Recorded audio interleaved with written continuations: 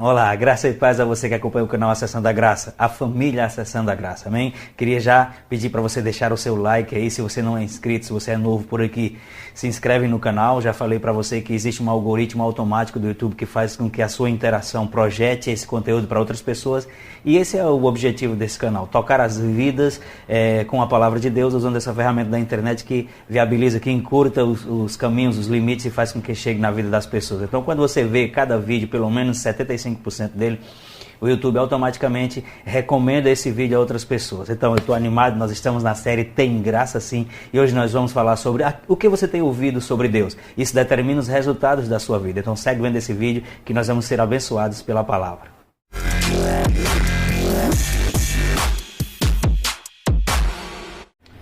Aleluia. Preste atenção. Correr para Deus ou correr dele? Por que isso? Nós corremos para alguém, ou corremos de alguém, a partir daquilo que sabemos sobre ela, a partir daquilo que ouvimos sobre ela, e nós somos seres capazes de responder. Por isso que a palavra fé, no grego, é pistis, que quer dizer convicção, baseada naquilo que se ouve. As coisas que nós ouvimos geram uma resposta em nós de fé, seja uma fé positiva ou seja uma fé negativa. Então, aquilo que nós ouvimos sobre Deus é de suma importância, pode determinar o meu avanço, a minha vitória ou a minha derrota definitiva. Aquilo que nós ouvimos sobre Deus pode nos conduzir à plenitude que Deus tem para nós, ou nos encerrar de forma definitiva na mediocridade, numa vida aquém daquilo que Ele planejou para nós. Então, pelos ensinamentos que nós temos recebido sobre Deus, quem é Deus para você? O que Ele espera de mim? O que nós podemos esperar dEle? O que Deus pensa de mim? O que Deus pensa de nós, considerando que já cometemos tantos erros, tantos pecados e já nos afastamos dele de forma deliberada? Qual é o pensamento de Deus, baseado nas coisas que nós ouvimos sobre ele? Que conclusão a gente tira disso tudo? Olha só, pode até parecer um clichê, um jargão, um chavão evangélico, mas Deus é amor. E 1 João 4,8 diz que Deus é amor. Mas às vezes nós pregadores estamos tão preocupados como as pessoas vão administrar a palavra, a mensagem do amor, que a gente gasta tempo demais enfatizando as obrigações, enfatizando as regras, os deveres, propondo desafios e às vezes até ameaças gospel para que as pessoas não provem, não experimentem a ira, o castigo de Deus.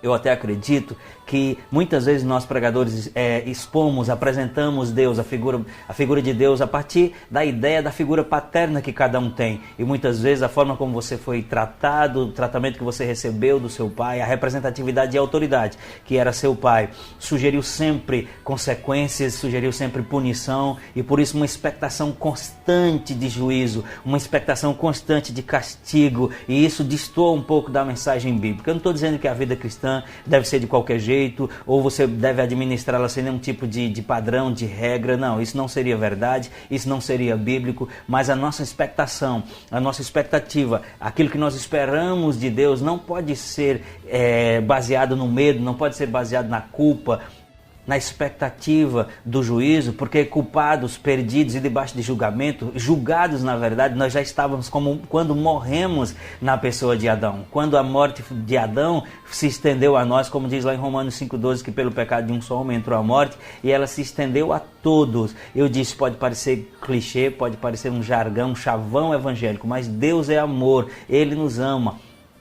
E nós precisamos entender sobre esse amor. Então, como ter certeza desse amor de Deus? Como eu posso ver esse amor de Deus? Por isso que eu falei, o que você tem ouvido dele? Porque o medo, a insegurança tem sido o principal produto, é o que tem gerado resultado das mensagens equivocadas sobre quem Deus é e como Ele deseja se relacionar conosco. E quando nós vivemos à base do medo, é uma evidência muito clara de que nós não entendemos sobre amor, nós não entendemos sobre ser amado. Na verdade, quando a base da nossa relação é medo de errar, é medo de falhar, nós ainda não experienciamos o amor verdadeiro, o amor de Deus por nós. Veja o que a Bíblia diz em 1 João, no capítulo 4, no versículo 18, diz assim: no amor não há medo, porque o perfeito amor expulsa o medo. Olha a continuidade do texto, porque o medo supõe castigo, e aquele que tem medo não está aperfeiçoado no amor. Vou falar de mim. Quando eu li esse texto, eu pensava, o amor, o perfeito amor lança fora todo medo, por isso eu continuo com medo, por isso eu continuo na insegurança em relação à minha ao meu relacionamento com Deus, porque o meu amor não é perfeito, então existe medo, porque é o perfeito amor que lança fora o medo, e logo o meu amor não é perfeito, por isso que existe essa insegurança. Amados, o texto que fala sobre o perfeito amor lança fora todo o medo, não está falando sobre o nosso amor, mas na verdade é o amor de Deus por nós, e é entender esse amor na prática, não apenas na informação, é entender esse amor que Deus tem por nós, que é manifesto na pessoa de Cristo e na sua obra consumada, que vai nos dar a condição de vivermos a plenitude dessa relação de pai e filho que Deus quer que tenhamos. Se a gente não entende isso, a gente vai sempre viver a nossa relação no patamar da religião, a resposta a exigências apenas, e uma vida sempre dentro de um padrão de cobrança. E o que define essa relação é patrão e empregado, e não pai e filho. Eu não estou dizendo assim que o pai não corrige o seu filho, que ele não disciplina. Tudo isso é verdade, tudo isso é bíblico, mas se nós não entendemos sobre o seu amor verdadeiro, a gente nunca vai se livrar do medo de se relacionar com ele livremente. Aí você pode me perguntar, pastor Lucimário, como eu posso ter certeza desse amor? Só tem uma forma de ter certeza desse amor, é primeiro conhecendo a palavra, essas verdades que libertam. Veja o que a Bíblia diz, em Romanos capítulo 5, versículos de 6 a 8, diz assim: porque Cristo, quando nós éramos fracos, morreu a seu tempo pelos ímpios. Dificilmente alguém morreria por um justo, pois poderá ser que pelo bom alguém se anime a morrer, mas Deus prova o seu próprio amor para conosco pelo fato de ter Cristo morrido por nós, sendo nós ainda pecadores. Desde cedo a gente ouve a Bíblia, citações bíblicas de João 3,16, porque Deus amou o mundo de tal maneira que deu o seu Filho unigênito. E esse texto diz que na verdade isso é uma prova. Quando existe essa expressão prova, é algo que autentica, é algo que valida, e nós temos necessidade dessa convicção, dessa resposta dentro de nós. Deus nos ama e Ele provou isso, fazendo o quê? Dando o que Ele tinha de melhor, dando o seu próprio Filho por nós. O texto é tão claro quando diz, mas Deus prova o seu amor por nós, para conosco, pelo fato de ter Cristo morrido por nós, sendo ainda pecadores. Ele não morreu por nós porque nós apresentamos a Ele uma condição de prontidão, de acertos, de ajustes. Não, Ele morreu por nós quando a gente ainda era inimigos, e isso é uma expressão de amor. Veja outro texto bíblico aqui, que revelação tremenda, porque a gente está falando assim, pode parecer que a gente está sendo absolvido da ideia de que nós devemos amar a Deus, e não é isso que eu estou dizendo. Nós estamos falando sobre a essência do verdadeiro amor. O verdadeiro amor que lança fora o medo é o amor de Deus por nós, que extingue a ideia de castigo. É só você ler 1 João 4,18 como a gente leu agora. Agora veja 1 João 4,10, que revelação. Olha a explicação disso, está na Bíblia, é só você ler. 1 João 4,10, nisto consiste o amor, nisto consiste o amor, não em que nós tenhamos amado a Deus, mas em que Ele nos amou e enviou seu Filho como propiciação pelos nossos pecados, ou seja, como substituição. O amor consiste não em a gente amar a Deus, mas em Ele ter nos amado e ter dado Cristo. O nosso amor a Deus é uma resposta a isso, amém?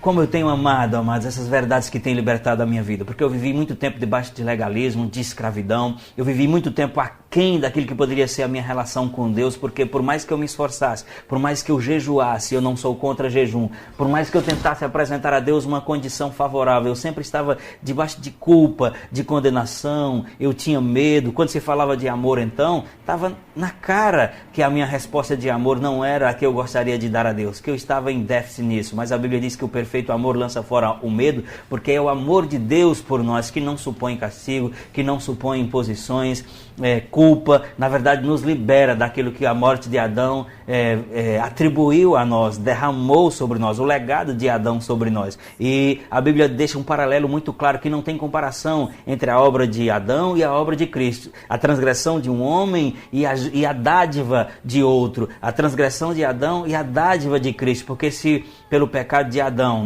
lá em Romanos 5,17 disse, pela transgressão de um só homem, o pecado entrou no mundo e a morte reinou a todos, muito mais aqueles que receberam a imensa provisão da graça e o dom da justiça reinarão em vida através de Jesus Cristo. Você tem ouvido o que sobre Deus? Eu estou lhe dizendo, Ele te ama, Ele é amor e Ele quer o melhor para você. Veja o que diz Em Romanos 8,32 diz, aquele, falando de Deus, que não poupou o seu próprio Filho, falando de Cristo, antes o entregou por nós, como não nos dará juntamente com ele e de graça todas as coisas? E eu quero encerrar esse vídeo maravilhoso, apenas dando uma pinceladazinha para você buscar, para você entender ainda mais, buscar entender ainda mais sobre esse amor tão tremendo. E a ênfase disso, o cerne disso, é você entender que você é amado. Veja, eu quero terminar com Evangelho de João, capítulo 16, versículos 16 e 17, que diz assim, todos nós, da sua plenitude, daquilo que Deus manifestou em Cristo, todos nós, da sua plenitude, temos recebido graça sobre graça. O que é graça? Favor imerecido. O texto continua dizendo,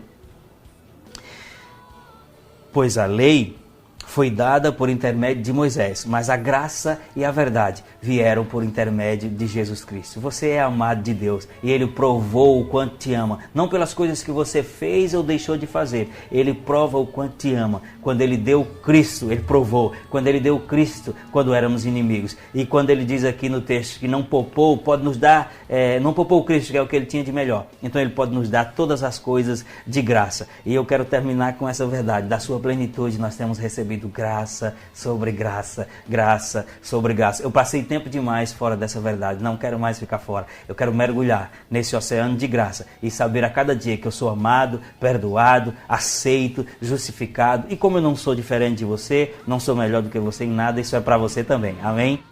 Então, o que você tem ouvido sobre Deus? Não aceite qualquer coisa sobre Deus, só aceite aquilo que está na palavra. E a Bíblia diz que Ele é amor e tem demonstrado esse amor de várias formas, amém? O que ouvimos sobre Ele determina o nível, o andamento, a cadência da nossa relação com Ele, amém? Eu sei que você foi abençoado porque essa palavra é libertadora. Então não deixe de se inscrever, deixa o teu like, compartilha com outras pessoas e até o próximo vídeo da série Tem Graça Sim. Jesus é a graça de Deus. Amo vocês e até o próximo vídeo.